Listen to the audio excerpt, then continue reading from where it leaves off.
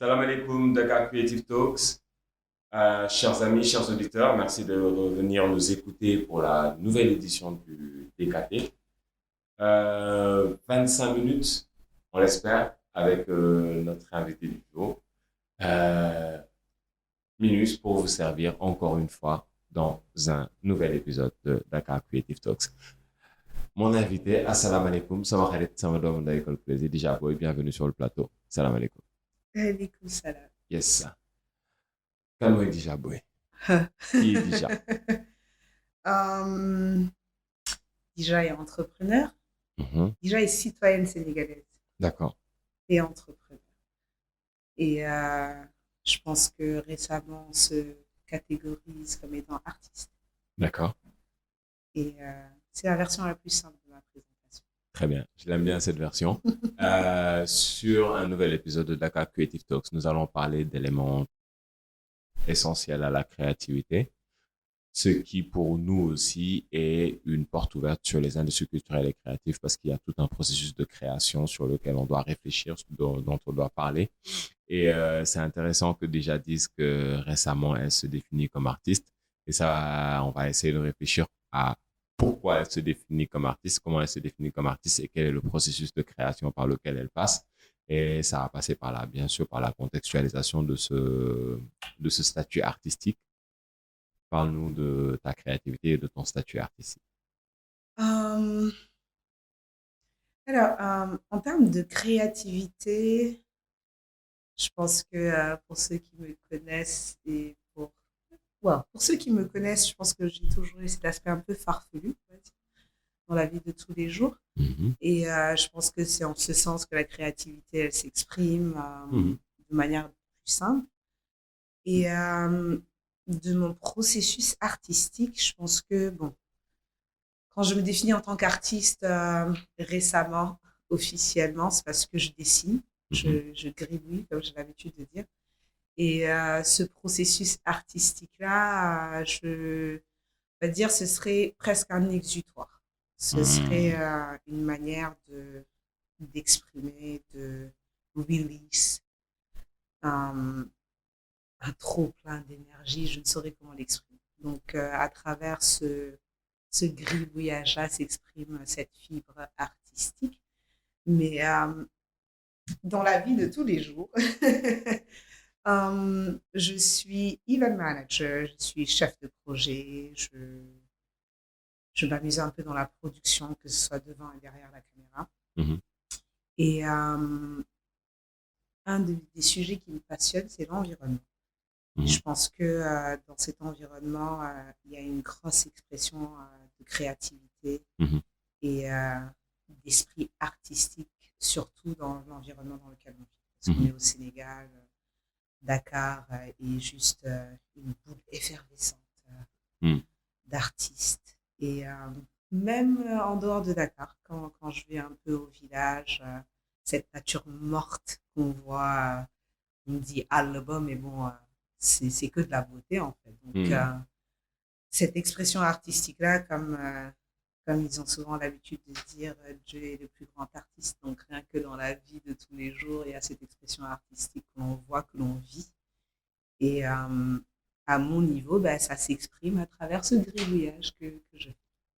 Interesting. Quand je t'entends parler, en fait, cette fibre artistique, elle est dans tout. C'est une partie de ton quotidien. Est-ce que tu le retrouves aujourd'hui dans ta profession d'event manager et de chef de projet? Je pense que c'est l'un des aspects qui pourrait éventuellement rendre fou mes collaborateurs parce qu'il y a toujours cette recherche d'harmonie-là, que ce soit dans la présentation des documents. Est-ce que l'art et l'harmonie vont ensemble? Il y a de l'harmonie dans l'art. Ok. Il y a de l'art, c'est que de l'harmonie dans l'art. Ok. Ah, voici une autre conversation qu'il va falloir. Je ne vois que de l'harmonie dans l'art. Okay. Cette complexité justement de l'art, j'ai l'habitude de dire quand je dessine avec mes nièces et qu'elles viennent me montrer, ah j'ai fait une erreur, je dis mais non, il n'y a pas d'erreur dans l'art. C'est cette harmonie-là justement, que ce soit dans le chaos total ou que ce soit dans l'art plastique ou dans l'art fin comme ils ont l'habitude de dire, mais je ne vois qu'harmonie dans la... C'est fou, il est de ces termes que tu fais cohabiter ensemble. Chaos, harmonie, erreur, harmonie, erreur A. Euh, je parviens pas à retrouver en fait le juste milieu parce que oui, c'est vrai, en soi, il n'y a pas d'erreur dans l'art, car dans le sens où c'est nous qui créons ce que l'on ressent. Donc, du coup, à quel moment on définit qu'il y a de l'erreur? C'est comme s'il y avait un code établi pour faire cette œuvre artistique. Mais derrière, OK, aujourd'hui, prenons la musique comme de l'art. Je suis en train de créer un son et on va me dire, tu n'es pas sur le temps. C'est quelque chose qui est en t'attend. Si je suis pas sur le temps, on va dire que c'est une erreur. Et pourtant, c'est de la création. C'est assez drôle que j'ai souri tout de suite parce que juste avant qu'on commence à tourner tout à l'heure, on a fait un petit échange de cup. Mhm. Et sur son cup à lui, c'est écrit Break the Rules.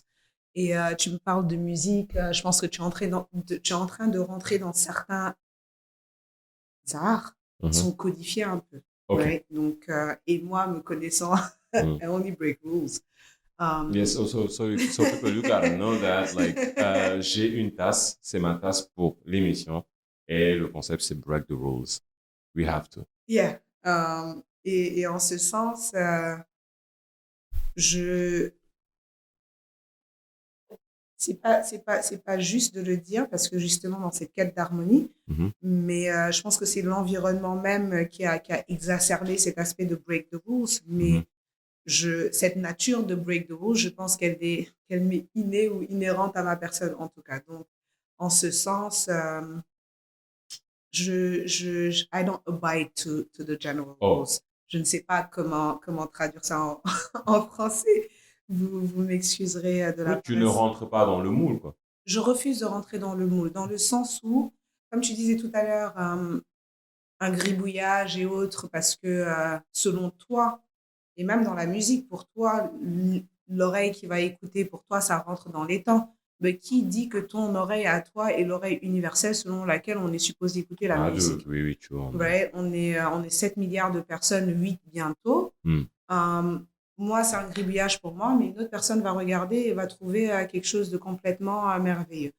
Quand on regarde ce chaos-là, exactement, on voit un chaos, mais dernièrement, on a vu un artiste sénégalais qui a reprendre le chaos qu'est la vie quotidienne de Dakar, je pense Koloba no something. Mm. Je me souviens pas de l'artiste, mais à première vue, on se dit c'est un chaos. Mm. Mais quand tu prends le temps d'étudier et autres, même dans ce chaos-là, tu arrives à trouver de la beauté. Donc, En phase. c'est en ce sens-là que je dis que il y a cette harmonie-là, justement. Mm. Et j'ai l'habitude de dire que je vois pas les choses en noir et blanc ou en gris, je les vois en facettes de diamant qui n'a pas été poli, c'est-à-dire il y a 150 000 facettes à la vie, il y a 150 000 aspects de voir les choses, et de pas se figer, de pas se camper à un box, ou en tout cas de se limiter. Et comme ils disent, il faut aller chercher le savoir jusqu'en Orient. Donc, pourquoi est-ce que je vais me limiter OK. En fait, donc, oui, j'entends dans ce que tu dis, aspiration et inspiration. Donc, il y a de la liberté, il y a de la recherche. Et j'ai l'impression que c'est un process, c'est pas seulement un process de création, c'est un code de vie chez toi que d'être toujours dans l'aspiration et de l'inspiration parce que tout est art chez toi, right? Écoute, euh, j'ai une relation assez intéressante avec ma personne dans le sens où j'ai tendance à dire, ça aurait été que moi, je pense que j'aurais vécu une vie relativement monotone. Mais après, on est sujet à des choses qui s'expriment en soi et souvent, je fais des choses, je me demande, ah tiens, c'est moi qui ai fait ça ou comment est-ce que je me suis retrouvée à avoir l'idée de. Donc, je pense que en ce sens, we are moved by things that are deeper. Mhm. En ce sens, j'ai presque l'impression que c'est le subconscient qui intervient et qui nous fait découvrir des choses ou qui connecte des liens que Mm. à première vue on ne truc pas. Mais tout ça pour dire que dans cette recherche d'inspiration, d'aspiration, je pense que j'ai une nature très curieuse. Mm. Donc, je ne fais que réagir aux stimuli de la vie, en fait. Et que, comme je dis, Dieu est le plus grand créateur, donc il y a des choses. Je pense que la vie est un puzzle. Tu vois, les jeux, on te dit de retrouver les images dans les objets dans l'image. Donc, je passe ma vie à découvrir des choses qui passent inaperçues à première vue et me concentrer sur ces petites choses et essayer d'explorer. Excellent. Bah, écoute, je suis content d'entendre ça quand tu dis la recherche. Mais aujourd'hui, vu que tu parles de recherche, aujourd'hui, ta recherche, elle va jusqu'où? Est-ce que c'est une totale immersion dans ton univers? Est-ce que tu t'extrais de ton univers et que tu vas vers une bulle inconnue?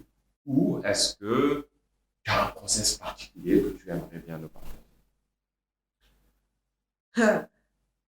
La sauvage que je suis, voici comment je décris la chose. Je m'en vais au contact des êtres humains jusqu'à ce qu'il y ait un trop-plein et après je me retire de la société. D'accord. Et je vais me cacher dans mon trou et je process. Et ce trou-là, je peux me cacher pendant des années. Tout comme je peux rester en société pendant des années. C'est assez drôle de dire ça, mais souvent je croiserai des amis qui m'imitent toujours. Oui, je suis là. C'est juste que il y a ce moment-là où je pense qu'il y a ce besoin de cuver des expériences et des stimuli extérieurs. Mais c'est la manière la plus simple que je puisse exprimer. Et ce balance-là de pouvoir rester en société et ce besoin de pouvoir se retirer et de laisser tout cela mariner et de voir ce que ça va produire, c'est maintenant qu'on a la sagesse de pouvoir le reconnaître.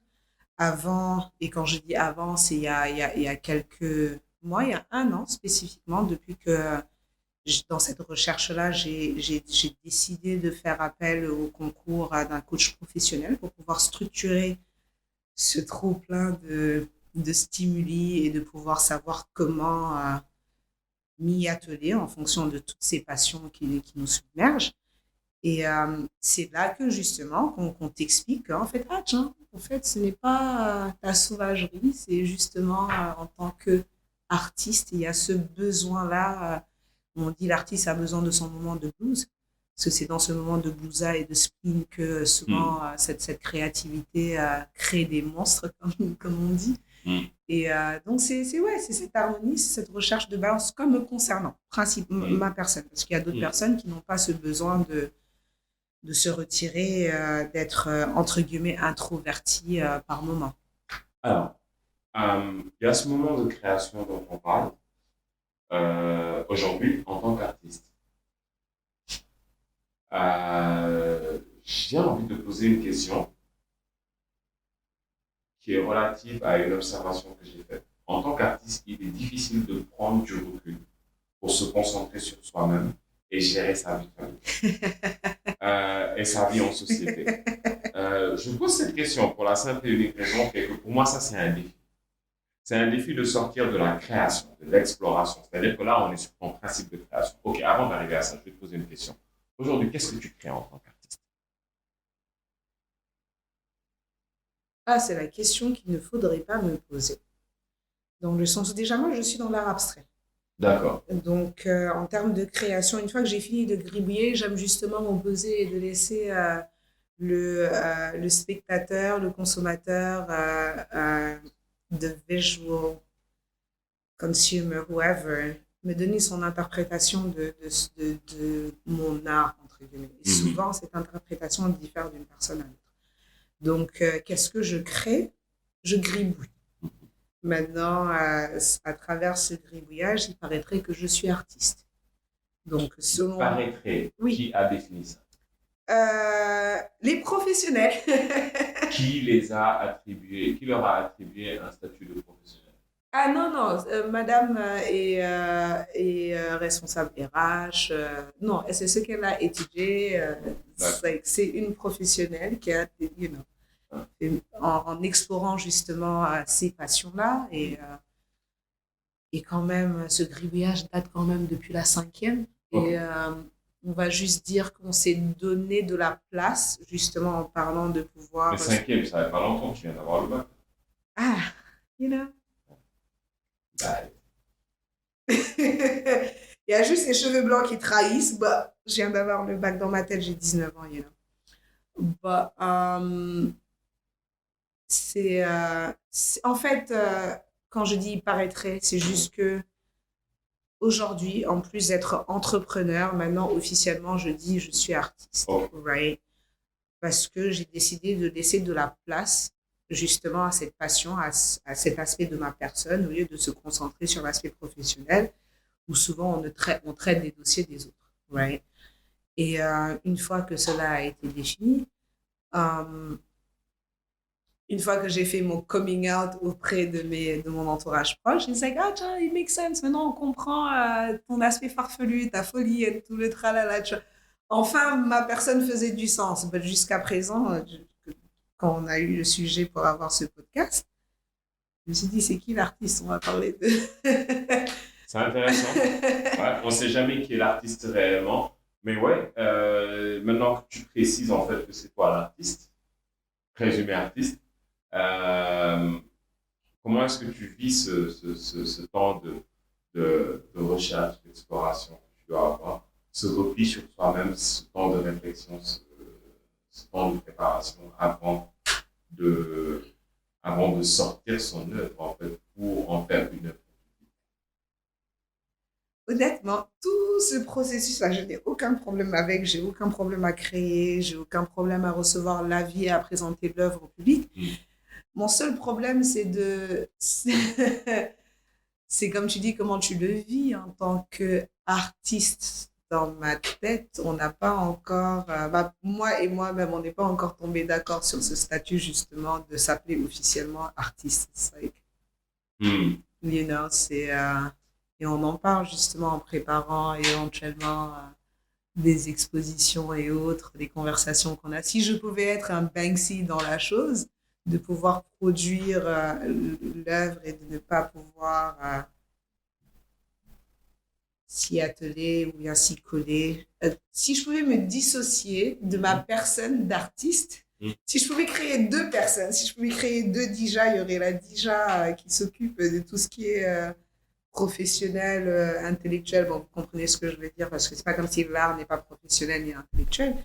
Mais on s'occuperait du kharmat et il y aura l'autre personne qui est purement artiste et autre. Et cette personne-là, je ne suis pas forcément des plus confortables à la mettre en avant.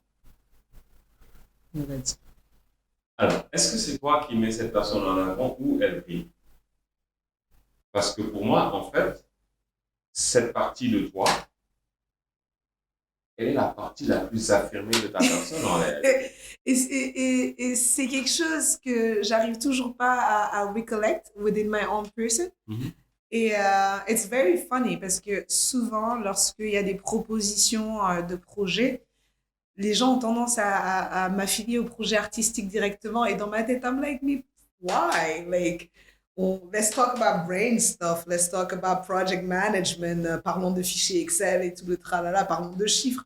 But, effectivement, je l'entends en tout cas un peu plus parce que c'est quelque chose, c'est un feedback que j'ai beaucoup reçu, mais je l'internalise mieux en ce moment quand des gens me collent cette étiquette de créative et d'artiste. Ok. Si jamais on en arrive au niveau où tu comprends que l'artiste est là et que tu l'acceptes et que l'artiste a besoin d'éclore, il y a un moment où il faudra prendre soin de la carrière de l'artiste. Et vie de société et carrière d'artiste, ce n'est pas des choses qui vont ensemble facilement. Gestion de carrière et être dans une vie active. Je pense que c'est là que le coaching est instrumental dans le sens où lorsqu'on se rend compte de certains blocages, de pouvoir y remédier soi-même. Je pense que notre génération souffre de ce syndrome d'autodidacte, souffre, entre guillemets, c'est purement sarcastique. Je pense que c'est ce qui nous différencie, en tout cas, c'est ce qui nous donne de edge, en tout cas, sur le marché, dans le sens où on n'a pas de problème à aller vers l'information, parce qu'il y a la technologie qui nous aide dans ça.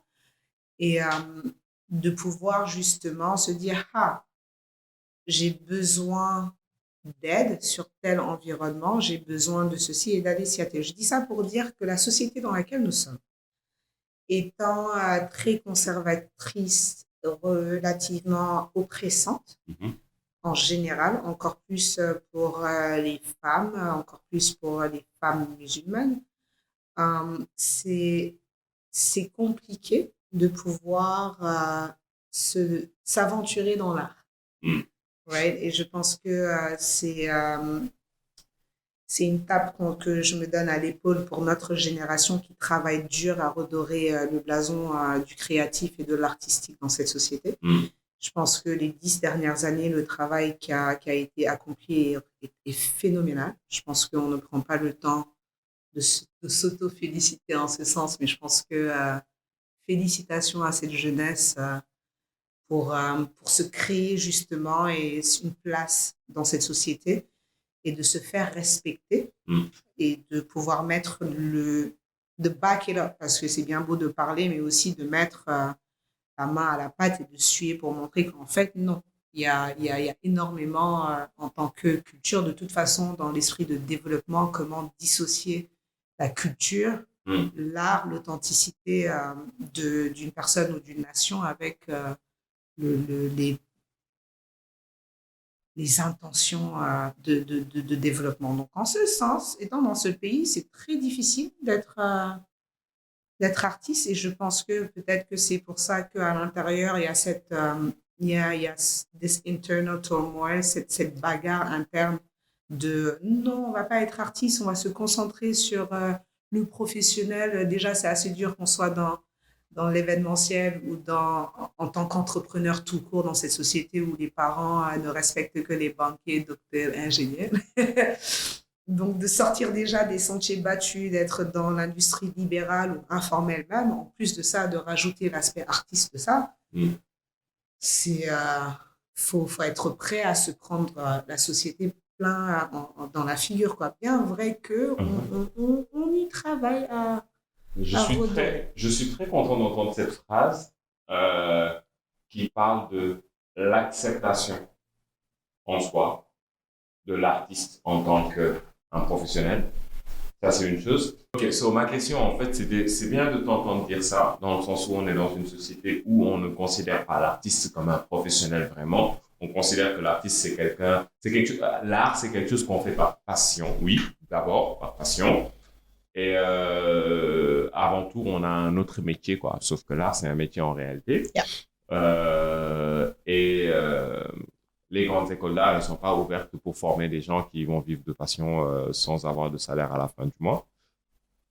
Et pourquoi je parle de ça, c'est qu'aujourd'hui, déjà, tu travailles dans l'événementiel. Il y a du créatif, il y a de l'organisation, il y a de la réflexion, il y a de la préparation, il y a de l'anticipation, il y a de l'originalité, il y a du concept, surtout. Est-ce que ce n'est pas aussi une autre sorte d'art que tu es en train de faire dans l'événementiel? Totally. But, le choix professionnel que j'ai eu à faire, et tout à l'heure, en parlant d'art, surtout dans ce pays, on est en train d'y travailler, mais il n'y a pas d'industrie qui soutient l'artiste. Tu vois, donc, même si on en produit des professionnels de l'art, il n'y a pas l'industrie qui est là, qui permet à l'artiste de vivre.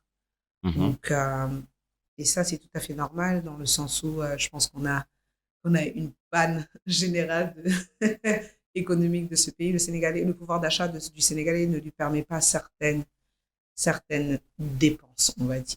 Le Sénégalais lambda, allez, ne rentrons pas dans des considérations subjectives, mais on va dire sa priorité, c'est nourrir, loger, blanchir et les besoins primaires en général. Donc, c'est un luxe de pouvoir consommer. Comment aller au musée et payer 10 000 francs quand on a du mal à avoir 1 000 francs pour se nourrir? Ça se comprend, ça s'entend. Donc, les politiques ne sont pas mises en place pour que le Sénégalais lambda soit un consommateur d'art. Il n'y a pas cette industrie-là.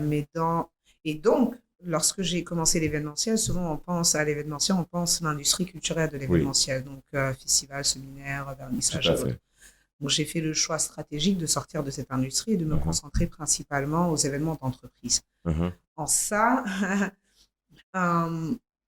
surtout, on va dire, mes clients, on est très conservateurs, donc il n'y a pas une grosse opportunité de fibre artistique qui se développe en ça. Et c'est là que je dis, c'est dans ces moments-là que je rends folle mes collaborateurs, parce que même dans cet environnement très conservateur, ben, je m'efforcerai toujours quand même à mettre un aspect culturel de la chose. Je donne un exemple tout bête, j'aurai un client à VVIP qui vient au Sénégal, qui organise des réunions et autres. Mais là, dans son planning, à un moment, je m'efforcerai d'inclure un petit showcase. Il y aura un designer sénégalais. En tout cas, offrir une pièce où on va avoir un échantillon de l'artistique et de la créativité sénégalaise. Donc, c'est dans ce sens-là qu'on essaie d'incorporer l'artiste ou l'artistique dans l'industrie de l'événementiel. Mais quand on parle de production devant ou derrière la caméra, il y a cette quête d'harmonie, que ce soit dans les couleurs, que ce soit dans les formes, que ce soit dans le parallélisme. Donc, il y a toujours cet œil artistique qui regarde tout ce qu'on fait. Comme je disais tout à l'heure, c'est pareil dans la présentation des documents, parce qu'on pense souvent à l'événementiel, c'est de l'opérationnel, alors que non. Il y a toute la partie administrative de la chose où rien que dans les documents qu'on présente, il va falloir que ce soit présenté, qu'il y ait un code couleur et que ce soit bien harmonisé. Il y a toujours de l'art dans ce qu'on fait, en fait. Il y a de la créativité. On vit de l'art partout. Mais comme tu dis, ce que j'ai réussi à faire, en tout cas ce sur quoi je refuse de faire un compromis, c'est par exemple, j'ai du mal à aller en entreprise parce que ça te prend de 9h à 17h, alors que dans l'entrepreneuriat et l'aspect consultante de mon profil, j'ai des périodes où je travaille et j'ai des périodes où je ne travaille pas. C'est la loi du marché. Parfois, tu as des clients, parfois, tu n'en as pas. Mais lorsque j'en ai pas, c'est ces moments-là où je me concentre dans l'art. Dans ces passions-là, que ce soit aller me poser dans la nature morte et juste observer les fourmis en train de passer, prendre des photos du ciel ou passer des heures à griffonner. Donc, c'est à griffonner, tu doodles, right?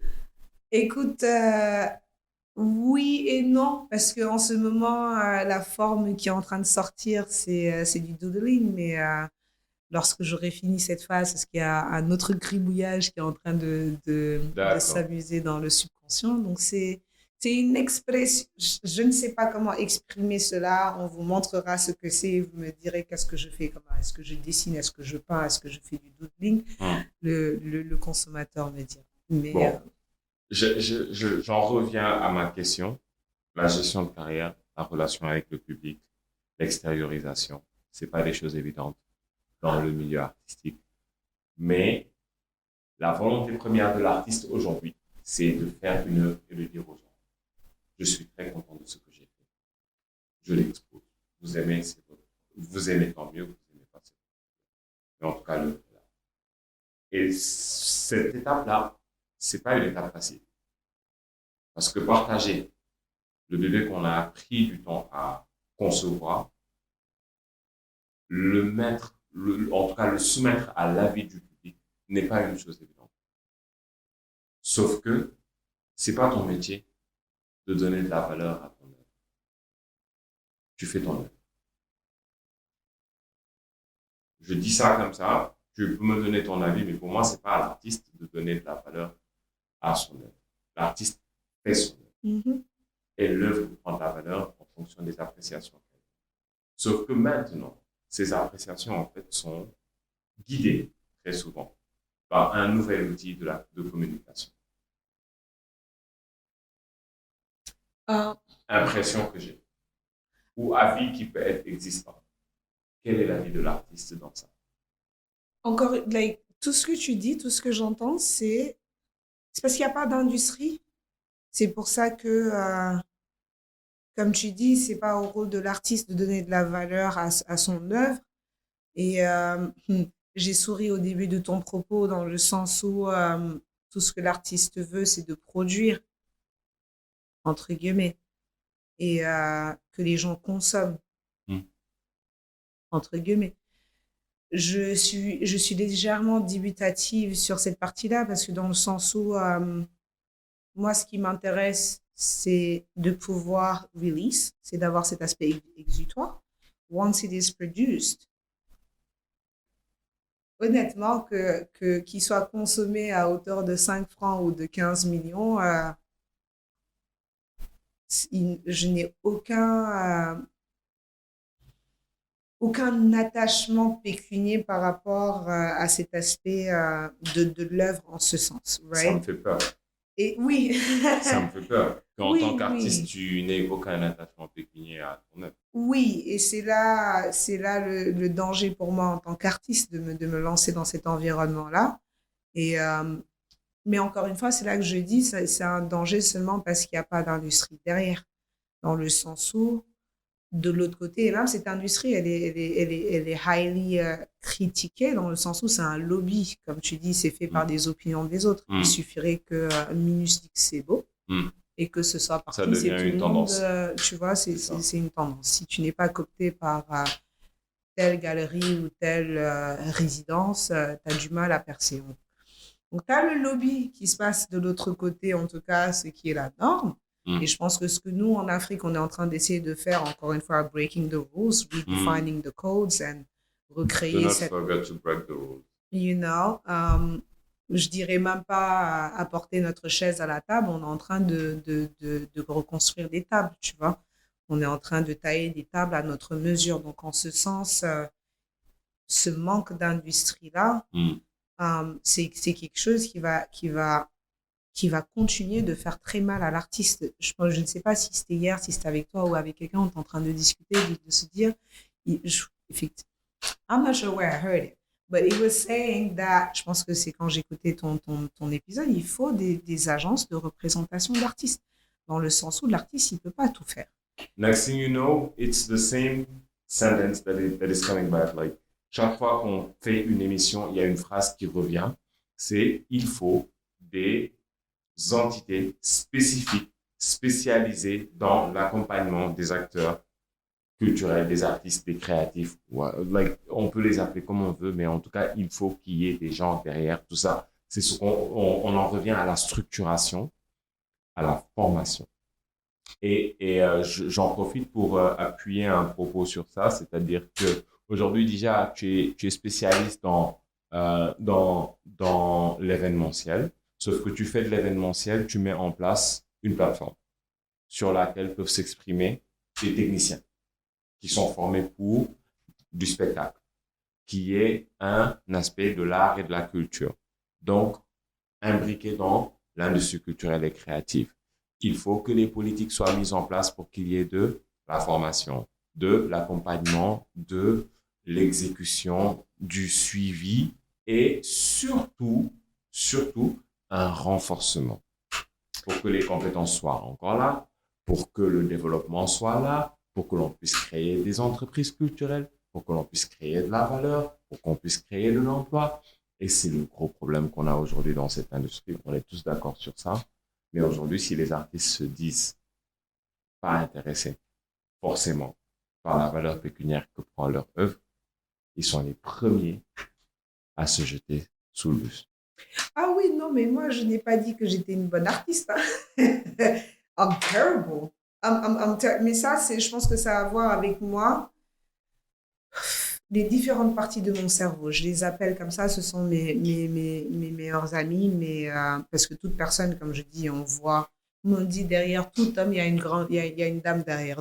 Derrière toute personne, derrière toute tête bien faite, il y a d'autres têtes bien faites. Right? Et ces têtes bien faites-là, ils ont l'habitude de me taper dessus dans le sens où je ne suis pas aussi capitaliste que je devrais l'être dans mon traitement et dans la vente de mes skills, de mes services, que ce soit dans le domaine de l'événementiel, dans la consultance et tout le travail. Ça, c'est un défaut personnel. Je pense qu'effectivement, si je n'avais pas ces différentes autres avenues de sources de revenus, bien sûr. Et puis, ne nous méprenons pas, hein, ça me fait toujours rire lorsque je montre une œuvre et que, parce que j'ai toujours du mal à parler d'argent, et que la personne me propose un chiffre et que je me dis, non, je me dis, tu paierais tout ça pour mon œuvre. Ok, d'accord. Donc, ça voudrait dire que je pourrais avoir un peu plus que ça, tu vois. Donc, il Il y a toujours, mais ça, c'est un défaut personnel. Il ne faut pas prendre ce que je dis comme représentatif des besoins de l'industrie. Et je souriais tout à l'heure lorsque tu parlais parce qu'on en revient toujours à un problème majeur dans cette société, c'est l'éducation.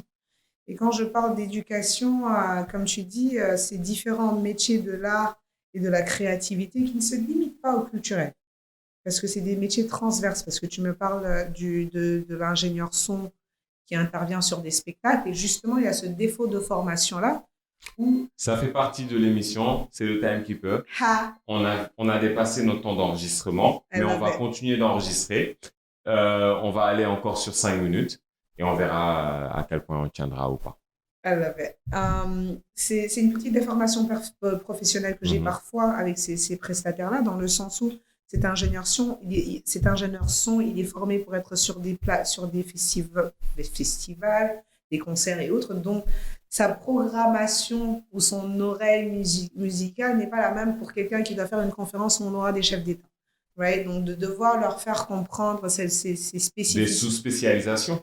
Right? Donc, même dans les industries, même dans l'offre et ce qu'on propose sur le marché, il y a énormément à faire.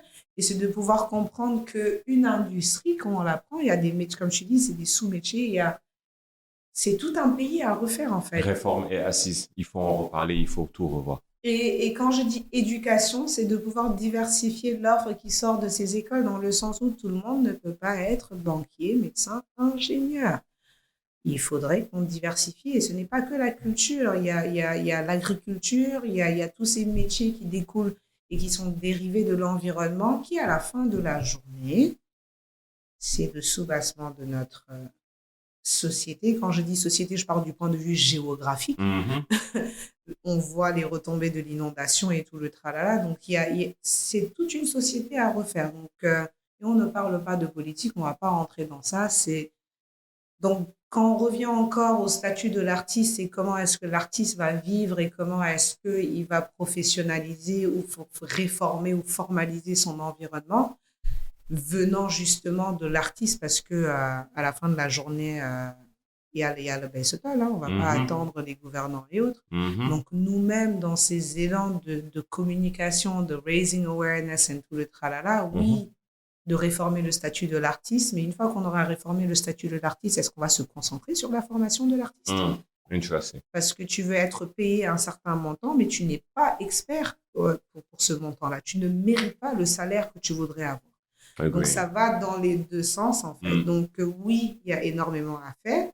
Oui, l'artiste veut beaucoup de choses, mais est-ce que l'artiste est prêt à mettre ce qu'il faut pour avoir ce qu'il demande? Tu vois ce que je veux dire? Et c'est quelque chose que j'observe souvent sur le terrain, où tu vois l'ouvrier se plaindre, mais l'ouvrier lui-même ne se met pas dans les conditions pour mériter le salaire qu'il réclame. Donc, c'est la question de savoir les valeurs pour lesquelles on va travailler, pourquoi on va travailler. Ce n'est pas seulement le salaire à la fin du mois, mais c'est aussi d'autres choses. Non, c'est de se dire, si tu veux un salaire tel, c'est parce que tu produis un montant de travail tel. Tu ne peux pas avoir, tu peux vouloir avoir un salaire d'1,5 million, mais chaque matin, tu es calé à la boutique en train de boire du café, quoi. Ouais, c'est clair. Je ne prends pas de shot pour quiconque boit du café parce que je crois en travailler 1 heure de temps, être payé 2 millions et dormir 6 mois. Mais il faudrait que ton expertise le justifie. Et cette expertise-là, tôt ou tard, il va falloir que tu travailles, il va falloir que tu casques. Il va falloir gravir les échelons pour pouvoir justifier la paye que tu réclames. En phase. Bah, écoute, je pense qu'on pourra pas faire le tour, malheureusement, du sujet. Il y a certaines idées qui sont sorties. Je ne suis pas contre le fait de reprendre un autre épisode avec Dija, parce que je pense qu'il y a beaucoup de choses à découvrir. Mais en résumé, Dija, l'artiste, la société, l'émission, le Sénégal et le next step. En 30 secondes. Je vais faire l'inverse. Le next step, ce sera le dernier. Tu as dit l'art, le Sénégal. Le Sénégal, l'art, l'artiste. Comme j'ai dit, c'est un pays à construire. C'est des industries à faire. Et il y a le baisse-toile. Je pense qu'on est très conscient qu'au jour d'aujourd'hui, ce ne sera pas demain la veille que les gouvernants où les gouvernements vont assister et appuyer les populations. Donc, si on veut quelque chose, c'est à nous de le faire. D'où ma présentation initiale de je suis une citoyenne sénégalaise avant toute chose. Donc, en tant que citoyenne, il y a des choses qui nous incombent. On a des devoirs avant de demander nos droits.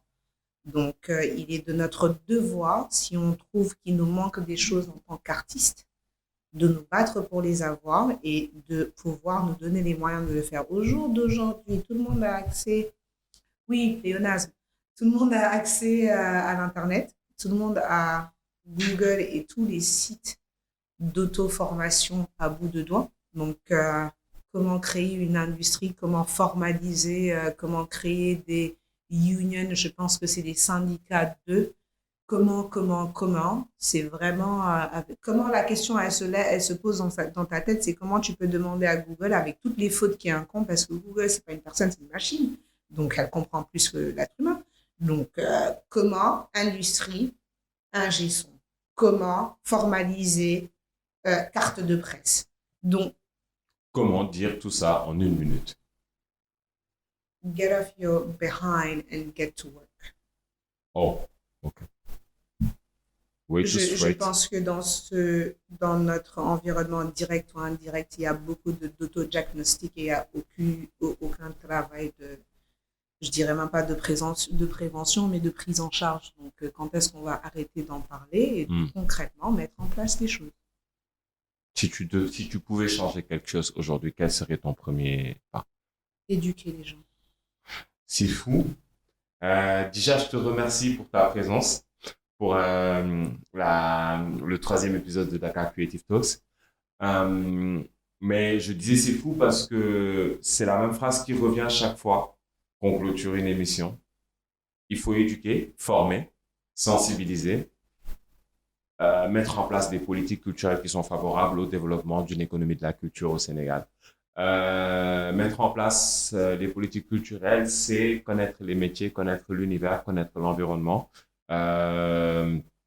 Et ça passe par un gouvernement qui a confiance en ses I honestly don't agree. Arrêtez d'attendre quoi que ce soit des gouvernements. Honestly.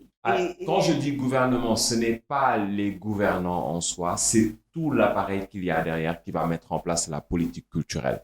Parce qu'aujourd'hui, on a beau être créatif, beau prendre des initiatives, beau faire des choses, si les politiques ne sont pas validées par l'appareil étatique, il sera extrêmement difficile pour ceux qui sont dans l'univers créatif, dans l'univers artistique culturel, de faire avancer les choses selon les normes établies. Et c'est là que je dis félicitations pour le travail qui est en train d'être accompli, parce que tout bêtement, même si c'est dur, et c'est des choses, c'est un travail de longue haleine, c'est pas des choses qui vont se faire du jour au lendemain. Et c'est pour ça que je dis félicitations pour le travail qui est en train d'être accompli, parce qu'il y a énormément de choses qui sont en train d'être faites. Mais c'est de suivre la route et de pouvoir le faire. En face. Sur ça, on est d'accord.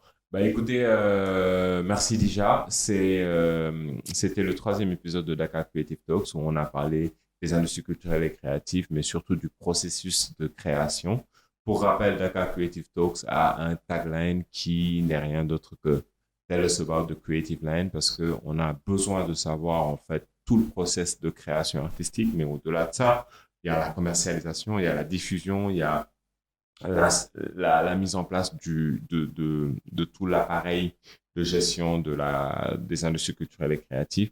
Et c'est pour ça que l'on se bat, c'est pour ça que l'on essaye de trouver des professionnels qui vont nous aider à parler de ça. On est juste des gens qui vont déclencher la discussion. On va titiller un peu, on va parler du sujet en espérant que demain, on aura des solutions qui vont être mises sur la table.